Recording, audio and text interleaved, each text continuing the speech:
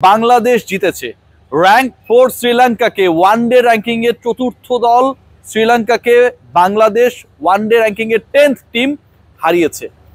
আজকের এই ম্যাচ জিতে বাংলাদেশ এই চলমান সিরিজে সমতা এনেছে। পিছিয়ে থাকার পর 20 বছরের প্রায় অপেক্ষার পর পঞ্চপাণ্ডব ছাড়া বাংলাদেশ যে খেলতে নামছে সেই ম্যাচে বাংলাদেশ দেয়ালে পিঠ থেকে যাওয়া বাংলাদেশ লঙ্কানদের হারিয়েছে বড় ব্যবধানে। এই ম্যাচ নিয়ে যত আলোচনা হবে এবং যে ডিসকাশনটা আমি যাব তার আগে ধন্যবাদ দিতে চাই তাদের যারা ওয়াশরুমে আজকে অন্তত যাননি চাপ থাকার পরেও। কারণ আগের দিন আপনারা গিয়েছিলেন, দেখেন যে এরপরে বাংলাদেশের 5 রানে 7 উইকেট চলে গেছে। আজকে আপনারা যে এই চাপ সামলেছেন সেই কারণে আপনাদেরকে আমি একটা স্যালুট জানাতে চাই। এবার মূল আলোচনায় আসি। বাংলাদেশ কোন প্রেক্ষাপটে জিতলো, বাংলাদেশকে কারা জেতালো? বাংলাদেশকে জিতিয়েছে তানভীর, স্যালুট টু হিম। বাংলাদেশকে জিতিয়েছে Parvez Hossain Emon, salute to him. বাংলাদেশে আজকের এই ম্যাচে জিতিয়েছে তানজিম হাসান সাকিব। খেয়াল করে দেখবেন এই যে 3টা নাম বললাম, বাংলাদেশ সেকেন্ড ম্যাচে জিতবে, পিঠ দেয়ালে ঠেকে যাবার পর 1-1 সমতা আনবে এবং এই জয়ের নায়ক হিসেবে, জয়ের কান্ডারি হিসেবে এই নামগুলো সামনে আসবে। এই আলোচনা, এই পরিকল্পনা বা এই রকম যদি প্রেডিকশন করা হতো কেউ বিশ্বাস করতেন? নতুন বাংলাদেশটা এমন। খেয়াল করে দেখবেন যে 3 জন ক্রিকেটারের নাম বলেছে, এই 3 জন ক্রিকেটারের 2 জনের ডেবু হয়েছে লাস্ট ম্যাচে। তানভীর ইসলামের ডেবু হয়েছে সর্বশেষ ম্যাচে, সবশেষ ম্যাচে ডেবু হয়েছে পারভেজ হোসেন ইমনের। ভরসা রাখা হয়েছিল পরের ম্যাচেও। আজকে বাংলাদেশের হয়ে সর্বোচ্চ উইকেট টেকার ওই এক ম্যাচ আগে যার ডেবু হয়েছিল সেই তানভীর ইসলাম। এক ম্যাচ আগে যেই ছেলেটার ডেবু হয়েছিল যিনি 12-13 রান করে আউট হয়ে গেলেন, এবং আমি আমার রিপোর্টে বলেছিলাম যে ওর আমি কোনো ভুল দেখি না, অ্যাটাকিং অ্যাপ্রোচটাই ভালো লাগে। আজকে আরো বেশি অ্যাটাক করেছে, আজকে 3টা ছক্কা মেরেছে, 6টা 4 মেরেছে, 24 আর 18 42 রান তুলেছে বাউন্ডারি ওভার বাউন্ডারি দিয়ে। 69 বলে 67 রান করেছে 97 স্ট্রাইক রেটে ইমন। যেই ছেলেটা আগের ম্যাচে ডেবু হলো তিনি বাংলাদেশের highest run গেটার, highest run scorer. যেই ছেলেটার আগের ম্যাচে ডেবু হলো তিনি হাইয়েস্ট উইকেট টেকার। ভাবতে পারেন তানজিম সাকিব কিভাবে তার পাপের প্রায়শ্চিত্ত করেছেন। যে সময়টায় মনে হচ্ছিল বাংলাদেশের স্কোর 280-র কাছাকাছি যেতে পারে, 25 বল আগে যখন 248-এ বাংলাদেশ অল আউট হয়ে যায়, জাস্ট আফসোস হচ্ছিল তাওহিদ হৃদয় টিকে গেলে তানজিম সাকিব তো অপরাজিতই ছিলেন। এই পার্টনারশিপটা কত দূর যেতে পারত। ওই 25 বলে 25 রান হলেও বাংলাদেশের স্কোর হয় 273, অন্তত 30 রানের আফসোস। মিড ব্রেকে সবাই ভাবছিল বাংলাদেশ যদি 30টা রান করতে পারত তাহলে শ্রীলঙ্কাকে হয়তো আজকে আটকানো যেত। 248 যথেষ্ট হয়েছে, 248 যথেষ্ট চ্যালেঞ্জিং হয়েছে। হাসারাঙ্গাকে টানা 2 ছক্কা মেরেছেন, 33 রানে অপরাজিত থেকেছেন, পাপের প্রায়শ্চিত্ত করার চেষ্টা করেছেন এবং বাংলাদেশকে এই ম্যাচ জেতাতে অসাধারণ একটা ভূমিকা রেখেছেন। তানজিম হাসান সাকিব প্রথম উইকেটটাও নিয়েছেন। তানভীরের কথা যখন বলতে হয় ঠিক তখন মিরাজকে একটা স্যালুট দিতে হয়। উইকেট পেয়েছেন বহুদিন পরে, ফালতু একটা শট খেলেছেন, ট্র্যাপড হয়েছেন, আউট হয়ে গেছেন। যে রানটা এক্সপেক্টেড ছিল নাম্বার 5-এ ফ্রম হিম সেটা তিনি করতে পারেন নাই। স্যালুটটা কোন জায়গায় খেয়াল করে দেখবেন। তানভীরের সেকেন্ড ওভারে 17-18 রান নিয়ে নিল Sri Lanka. Under pressure Bangladesh under pressure. প্রথম 10 ওভারে যেই দলটা বাংলাদেশের এগেনস্টে 2 উইকেটে 75 তুললো, সেই দলের পরের 10 ওভারে তারা তুলতে পেরেছে মাত্র 27 রান। প্রথম ওভারে ভালো করা, দ্বিতীয় ওভারে মার খাওয়া তানভীরের উপর ভরসা রাখলেন মেহেদী হাসান মিরাজ। নিজের থার্ড ওভারে এসে মাদুসাঙ্কাকে ফেরালেন। 4th ওভারে এসে ফিরিয়ে দিলেন কুশল মেন্ডিসকে। 22 বলে যিনি 50 করেছেন, ওই 50 করতে গিয়ে যিনি 9টা 4 মেরেছেন, একটা ছক্কা মেরেছেন, বাংলাদেশের বোলিংকে লন্ডভন্ড করে দিয়েছেন, সেই তিনি ডাউন দা উইকেটে প্রায় 3 মিটার এগিয়ে এসে তানভীরের বলে পরাস্ত। আম্পায়ার আউট দেয়নি, মিরাজ রিভিউ নিয়েছেন এবং মিরাজ যখন রিভিউ নেয় তখন আমরা ডেফিনেটলি শিওর থাকি যে বাংলাদেশ এই রিভিউটা হারাবে।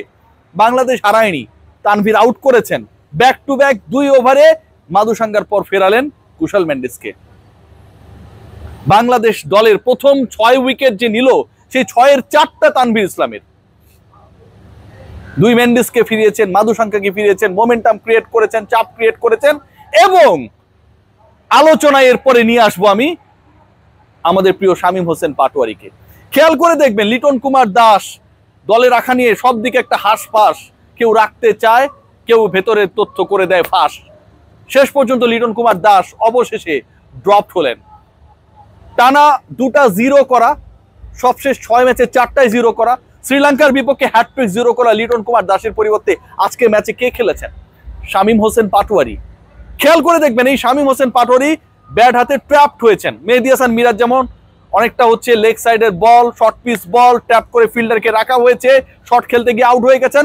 শামীম হোসেন পাটোয়ারি ঠিক একই কাজটা রিপিটেশন করেছেন বাহাটি ব্যাটার। 23 বলে 22 রান, 97 স্ট্রাইক রেট। ওই পর্যন্ত ঠিক ছিল। লিটন কুমার দাসের 14 রান করতে লেগেছে 8 ম্যাচ, তিনি এক ম্যাচেই 22 রান করেছেন, ভালো স্ট্রাইক রেটে করেছেন। কিন্তু বল হাতে শামীম হোসেন পাটোয়ারি আজকে যেন শ্রীলঙ্কার মাঠে বাংলাদেশের মূর্তিয়া মুরালীধরন।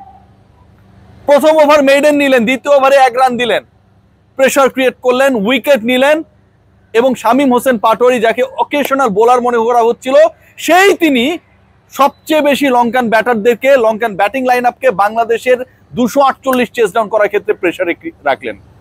তাওহিদ হৃদয় মেহেদী হাসান মিরাজকে বলেছিলেন, আমরা খেয়াল করছিলাম শামীমকে বোলিং এ আনার জন্য, আমরা যখন খেয়াল করছিলাম ওই খেয়ালটা সত্যি সত্যি যে আসলে এতটা কাজে দিবে, খেয়ালই না হয়ে সেটা যে ইফেক্টিভ হবে সেটা বোঝা গেছে তখন শামীম পাটোয়ারি প্রথম উইকেটটা পেলেন। খেয়াল করে দেখবেন ওই উইকেট পাবার পর যেভাবে সেলিব্রেট করেছিলেন মেহেদী হাসান মিরাজ এবং তাওহিদ হৃদয়, তাতে একদম স্পষ্ট হয়ে যায় যে এই ম্যাচের ক্যাপ্টেন মেহেদী হাসান মিরাজ না, পুরো দলের প্রত্যেকটা ক্রিকেটার নিজেদেরকে নিংড়ে দিয়েছে। এখানে কোনো বড় ভাই নাম নেই, কোনো বড় ব্র্যান্ড নেই, বাংলাদেশ হারবে এটা ধরেই নেওয়া যায়।